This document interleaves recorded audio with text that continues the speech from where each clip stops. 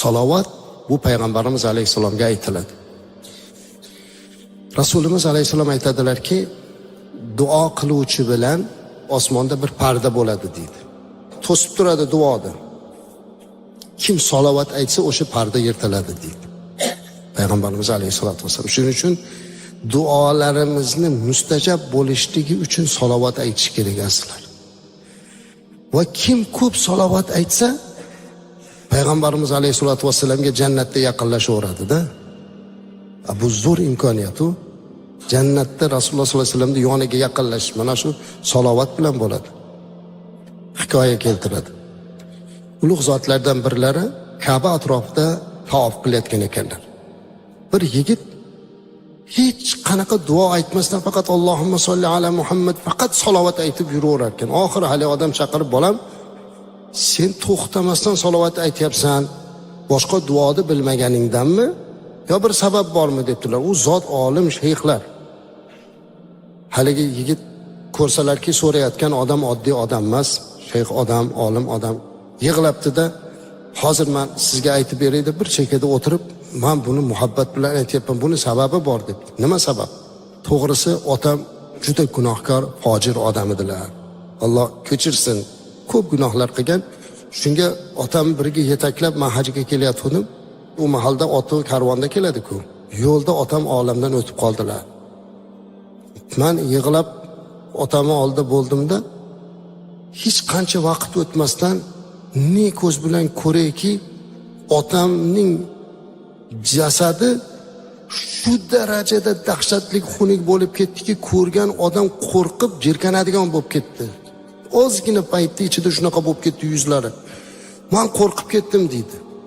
Endi ertaman birortasini chaqirib birga dafn qilishlikka aytgani ham uyaladigan holat bo'lib ketdim dedi.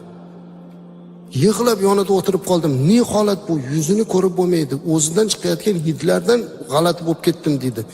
U juda tez daqiqalarda bo'lib ketdi shunaqa.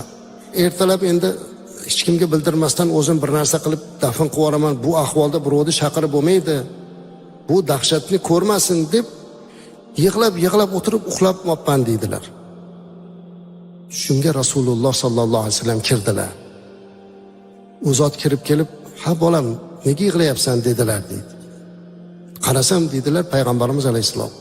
"Ya Rasululloh sallallohu alayhi vasallam, otamning ahvolini qarang, shunaqa bo'lib qoldilar. Men endi ertaga nima deyman, odamlarga qanday ko'rsataman deb yig'layapman" deganda, "Qani yuzini ochdi?" Yuzini ochgan ekan. Bundoq qo'llari bilan silabdilarda, yuzi 15 kunda oyda yorishib ketdi. Shunda endi bu tushda bo'lyapti. So'rabdilar farzand. "Ya Rasululloh sallallohu alayhi vasallam, buni hikmati nima?" deganda, "Dadang to'g'ri gunohkor edi, ko'p fisq fujur ishlari bor edi. Lekin menga otangdaqa salovat aytadigan hali yo'q" debdi. Ertaman uyg'onib qarasam, otamning yuzi shunday bir go'zal bo'lib qopti deydilar. Shundan keyin men tilimdan salovatni tushirmayman deb qasd qildim deganda, uni eshitgan o'sha yig'lagan ekanlar. Va u kishi aytibdilarki, "Men ham bugundan boshlab tilimdan salovatni tushirmayman." Chunki mana shu salovat azizlar. Masalan aytaylik, salovat aytish, zikr aytish, Qur'on o'qish sizni duodan mashg'ul qilib qo'yadi. Ya'ni bir xilgilari ko'proq duoga intilamiz. Endi Allohdan so'raydigan narsamiz ko'p-ku. Hojatimiz bor, kasalimizga shifo so'raymiz, Allohdan farzand so'raymiz, qarzimizdan najot so'raymiz. Hammamiz tashvishimiz bor, dunyo oxirat. Shuning uchun iloji boricha shu ko'proq duo qilib shuni so'rasam deymiz.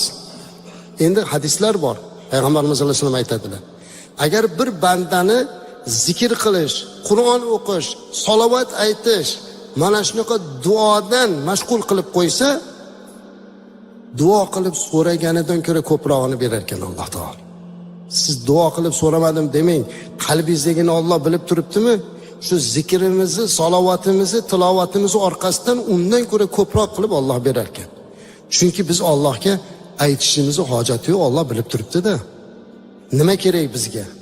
Nima qalbimizda ozori bor? Ana o'sha narsani Alloh zikr, salovat, tilovat, duoni o'rniga o'tkazib qabul qilar ekan hammasi. Shuning uchun ham ko'proq salovat aytishimiz kerak. Payg'ambarimiz alayhisolatu vasallamning qabrlarini ziyoratiga boryapmiz. o'zi Madinada umrada ham, hajda ham rosa bo'lsa 3 kun bo'ladi. Juda bo'lmasa 4 kun, 5 kun bo'lib qoldi umrada. Bo'lmasa 3 kun turiladi. Payg'ambarimiz alayhisolatu vasallamning yonimida u zot aytganlar, kim meni qabrimga kelib menga salom aytsa, men unga javob beraman degan hadislari bor. Menga salovat aytgan, salom berganga men javob qaytaraman degan baxt turibdi. Lekin sanoqlik boramizda shu yerga ham. Hamma g'aflat bilan ovora. Endi yangicha bir odat chiqarishvordi. Rasulullohning qabrlariga borib falonchi, pistonchi deb qarg'ashdi. Videoda yoqib olib, "Ya Rasululloh, eshiting, meni falonchi bu qildi, meni falonchi bu qildi." Birodari aziz, shuni o'rniga salovat ayting. Siz kimnidir qarg'ash uchun bormayapsiz u yerga. Salovat aytish kerak ko'proq. Rasulimiz alayhisolatu vasallamga o'shanday joylarda qolaversa, mana bu namozlarimizda, namozdan keyin yurishimizda zikr, salovat. Tilni shunga odat qilish kerak. Ana o'shanda Payg'ambarimiz alayhisalom aytdilarki, "Man solla alayya", kim menga bitta salovat aytsa, bitta sallallohu alayhi 10 salovat. Alloh o'sha bandaga 10 ta salovat aytadi dedi. Allohning salovati, Allohning rahmati bo'lar ekan aslida. Biz bitta Allohumma solli ala Muhammad desak, o'sha bandaga Alloh 10 ta rahmatini nozil qilar ekanda. Shuning uchun tilimizni boshqa narsalardan to'xtatib, zikrga, duoga o'tishimiz kerak. Va albatta qo'limiz mehnatda, tilimiz zikrda, qalbimiz muhabbat bilan Allohga bog'langan bo'lishi kerak.